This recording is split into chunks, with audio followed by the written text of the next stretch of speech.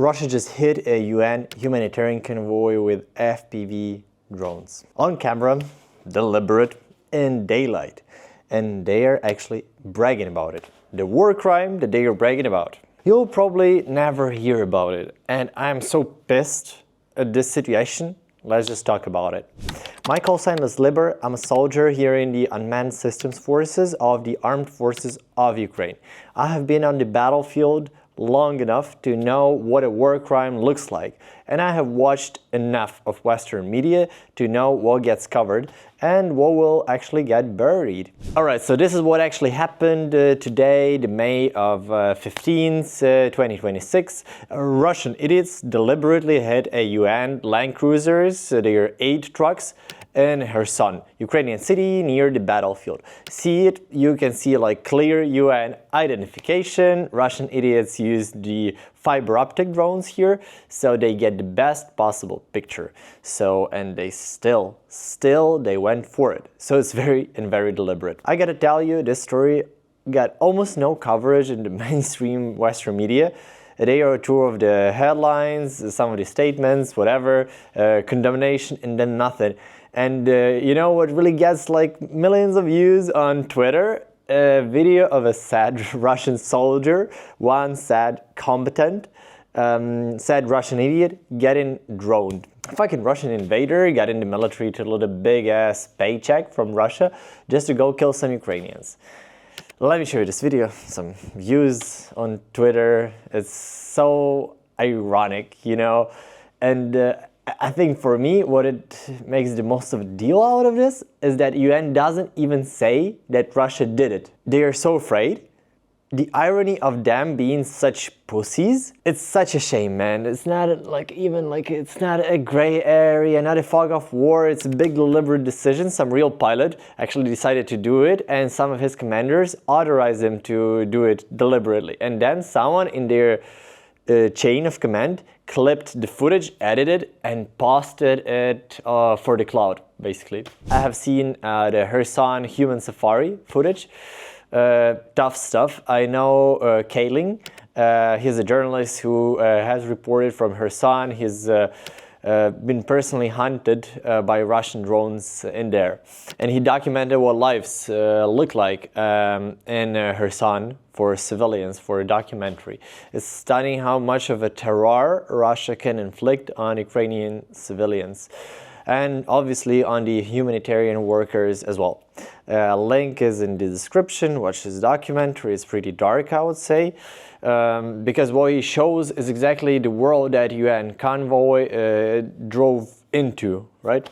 Russians are training their pilots on civilians in Kherson too, before sending them into the actual battlefield in the east of Ukraine to face us, the real military. Now I'll just put somewhere like here what Russian side actually published about the strike, because they didn't just post the footage, it kind of posted the full justification, tells you everything. It's from Russian area of operation Telegram channel, their own words. They say Kherson is a red zone, so any identified transport approaching to the front line without proper coordination with them is automatically treated as dual-use target. So they openly say that they will target ambulances and vehicles with humanitarian markings. Whatever. International humanitarian law doesn't work the way they are describing that. Under that, the Geneva Convention, the additional protocols that clearly marked humanitarian vehicles have a protected status.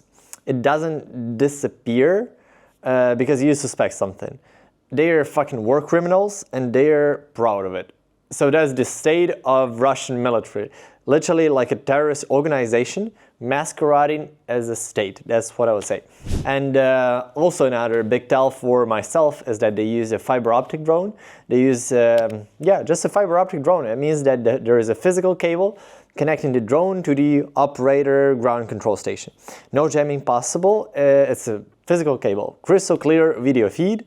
And the operator has the best possible picture.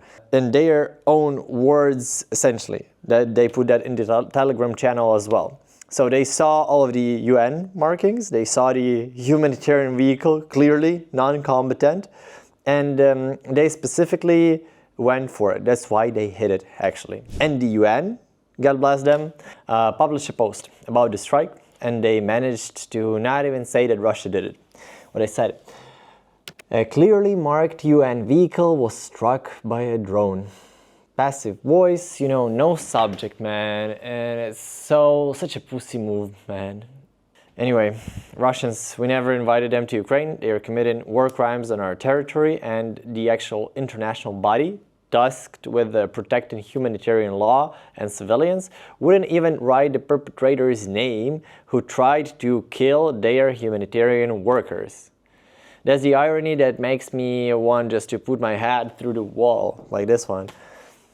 That is something that I think we all should understand, that the drones, they allow for this type of hybrid warfare, both kinetical and cognitive.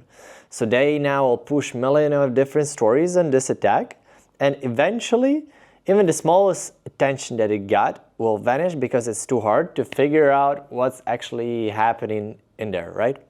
Even if there is a clear-ass video proving that they are fucking barbarians, man. And honestly, if Russians were smarter, I think they could have just denied all of the allegations that said that we just have no idea who this drone was, you know, because actually it's quite hard to figure out that as well.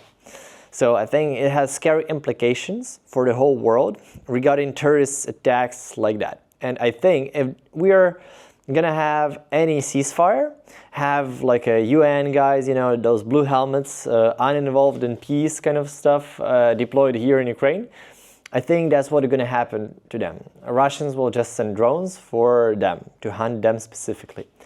So I think the only answer here is force, to make Russia not capable of doing any harm to the civilized world.